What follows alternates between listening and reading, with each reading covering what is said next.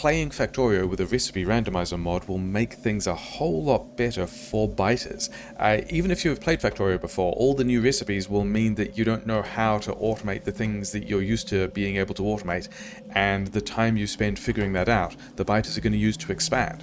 Also, and randomly, sometimes recipes will be worse for material ingredients than usual. Like this is 3 iron plates per gear wheel instead of the usual 2. And then my red science in this randomizer seed is a gear wheel and an electronic circuit instead of one of those and a plate. So those are the obvious things. There are a couple of other less obvious reasons why a recipe randomizer will force you into making more pollution, or maybe less because it's random. First of all, less pollution. The steam engines example in this randomizer seed is made from a whole lot of ore, which means we save on a pile of smelting costs in comparison to normally having to make the steam engines out of plate. And the flip side of that is sometimes if we need stone bricks, because it's random, we need to make electronic circuits before we can make the bricks, which means we've got to put a bunch of processing into the chain where we would usually just be cooking just stone out of the ground. So yes, smelting is an interesting category that can make the pollution either better or worse.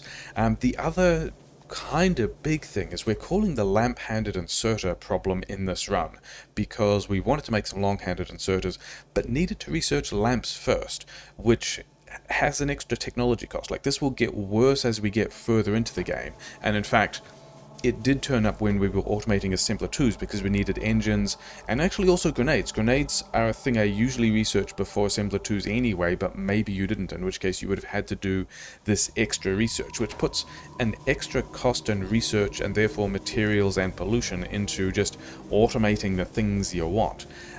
Yeah, and then there's the last and possibly biggest issue is a little bit further down here, and that we are making a lot of underground pipes, because underground pipes, as it turns out, are what we need for green science. The thing is, they're still not intermediates.